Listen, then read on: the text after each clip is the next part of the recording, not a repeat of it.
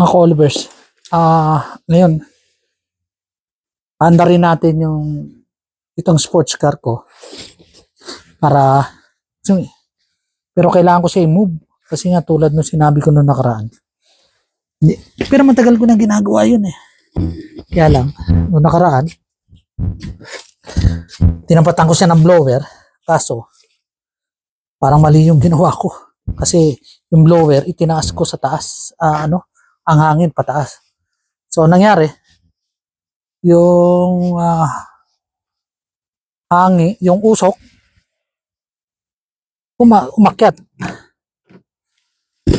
Tumawag yung aming provider na merong warning sa natawag doon.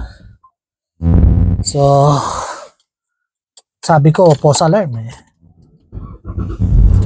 Dumating pa rin ng bombero. Walang problema rito, talagang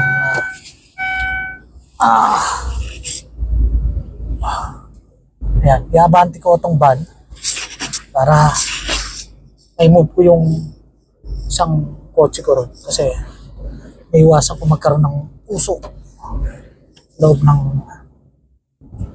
bahay.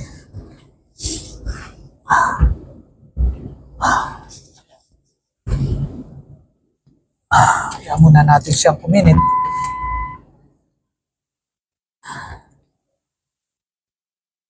Aray. Mga ka-Olivers, pagka winter, pagka meron kang hinawakan na sa mga bagay na halimbawa kuryente, magpapatay ka ng ilaw, magpapatay ka ng may static. Ito yung panakip sa salamin. May static siya. So, magtatabi na rin tayo ng mga yan. Ito. Pumasok pa, hindi na siguro yun.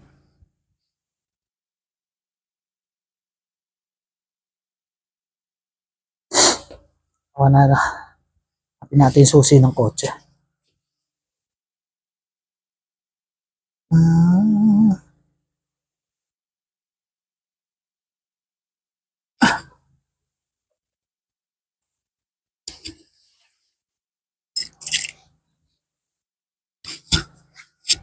Then, kasi ako yung hinihintay na customer.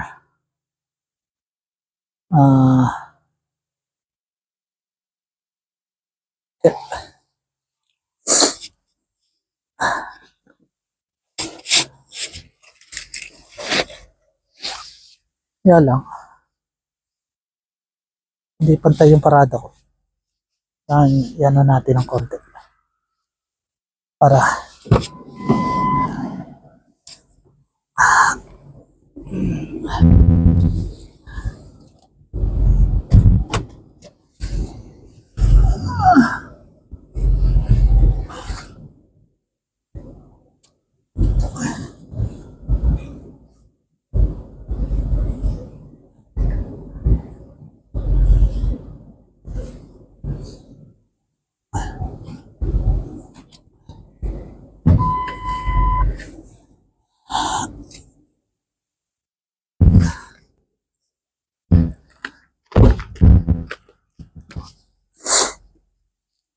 alam niyo itong van nito, yung Windstar ko.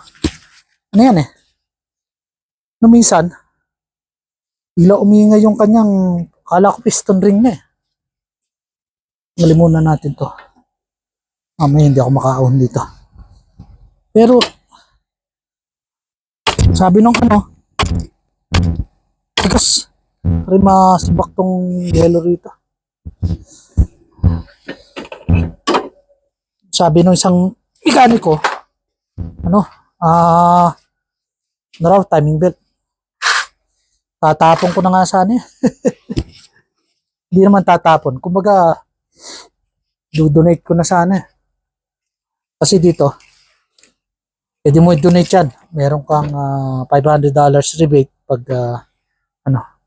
pag file mo ng tax. Sana umandar kasi hindi ko napapaandar to ilang araw para hindi na ako mag-boost.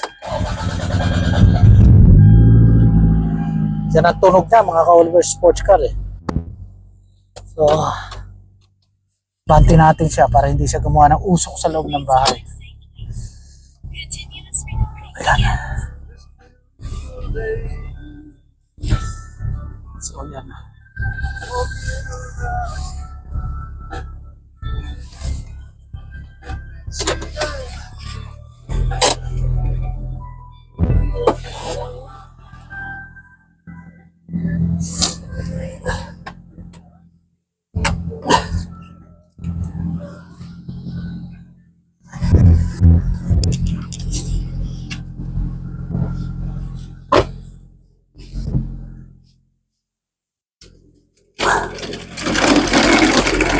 Yung snow blower ko.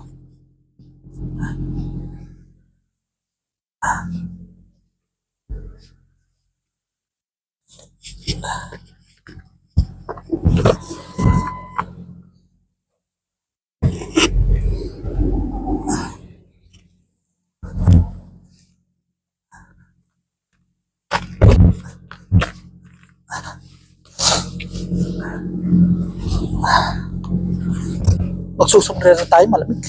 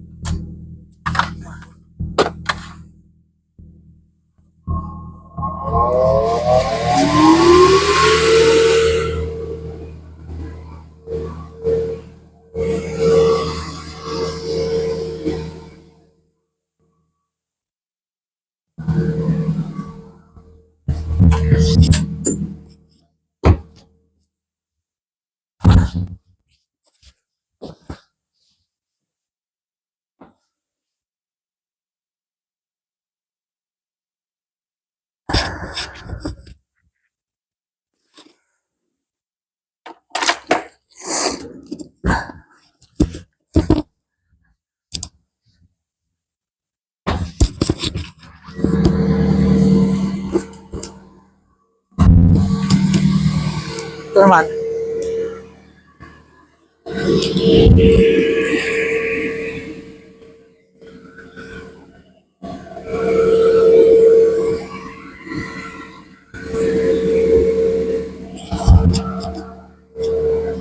Mga ka-Olivers, mga isa, yung Mitsubishi ko, painitin rin natin. Hindi ko nagagamit ito for how many, ilang linggo na rin. So, okay pa naman. One click lahat. Take the sound engine. So, atras natin siya ng konti Maybe it is a slap shot. para labas rin yung usok niya. Okay.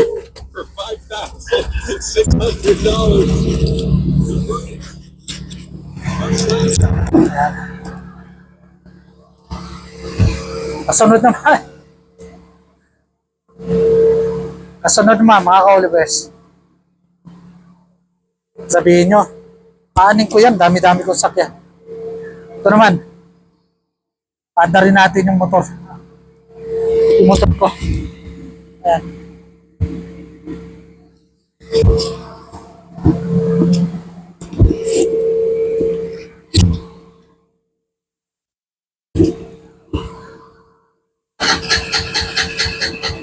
Ito, medyo mahirap umandar.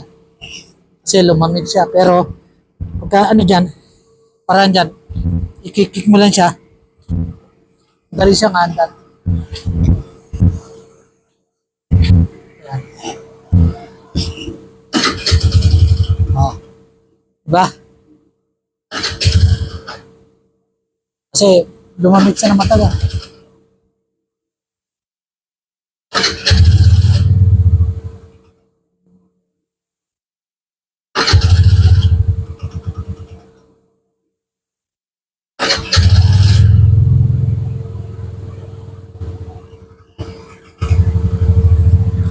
Ayan na, okay na siya.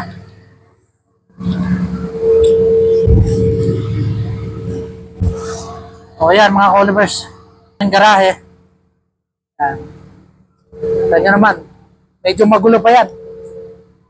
Pero hanggat maaari, kasi nag-winter eh. Kaya medyo magulo. Yan ang setup ng garahe ko. Yan mga langis natin. Andyan yung kung meron tayong dapat gawin o jack, fire extinguisher. Kompleto ko sa pagdi-detailing. Yan yung aking mga machine at polisher, mga tools, compressor. Yan.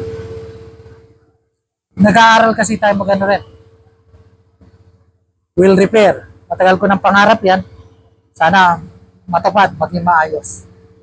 So, yan yung kabuuan ng garahe natin. Nakita nyo naman design ko. Yan. So, hindi pa rin na masyadong tapos siya. Marami pa tayong gagawin dyan. Maglalagay tayo rito ng minibar.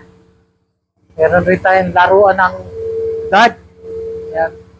Yung na sinabi ko, medyo mahilig tayo sa sport. Sport lang ang walang hilig.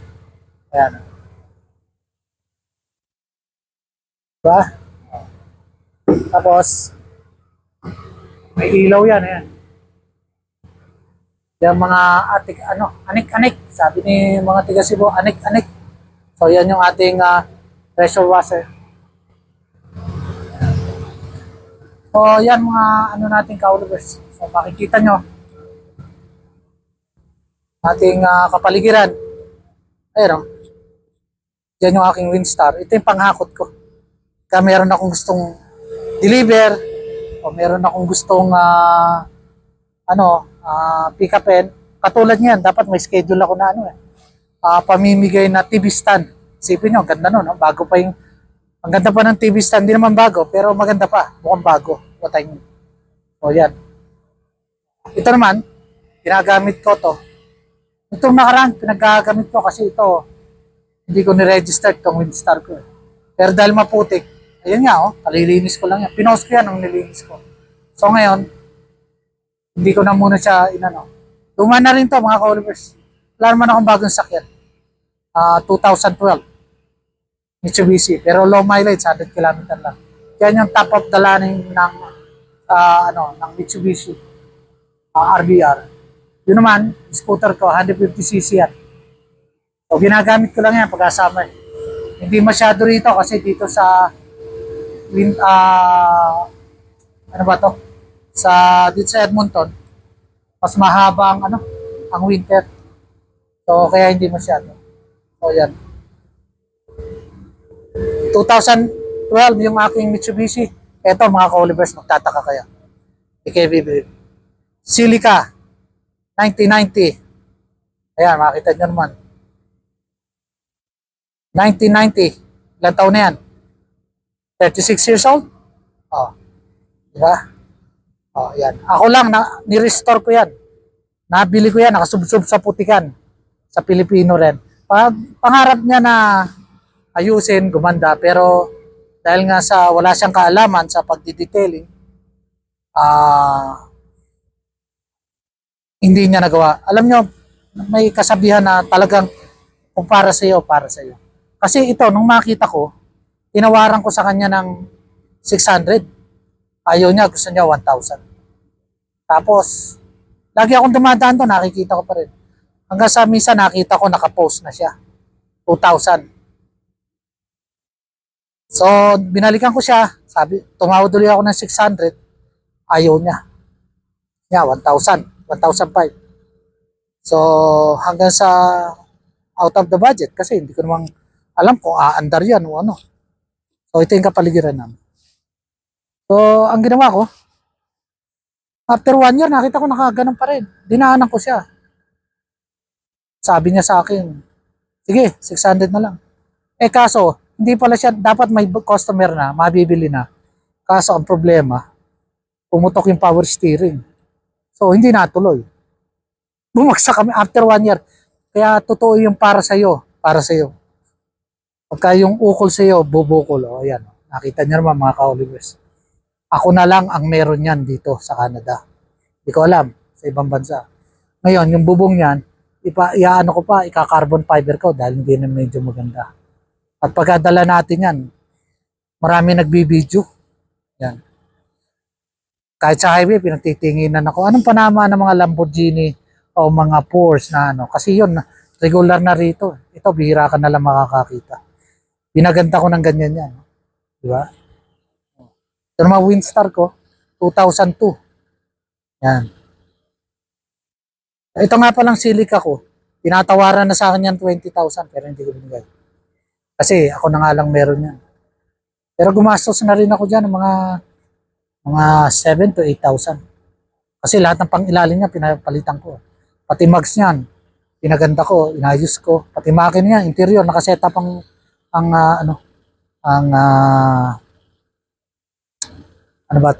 kanyang sounds. So yan. Ito naman yung aking Winsta 2002. Malaki na rin servisyo niya, 250 km. Ito 200 plus na rin ang kilometer nito. Lahat naman ng sakyan ko, puro mga luma. Sabi ko nga sa inyo, wala naman ako pambiling bago. Pero yung luma, yun lang ang ano ko. Kaya ako tinawag na magician. Kasi yung luma, na ano ko, na gagawa kong bago. So ito yata yung customer ko. So ito mga followers. Thank you for watching at nandito na yung customer ko. So ito yung kabuuan natin ngayon. Maraming salamat po. Please share and like. Okay, bye for now. Thank you.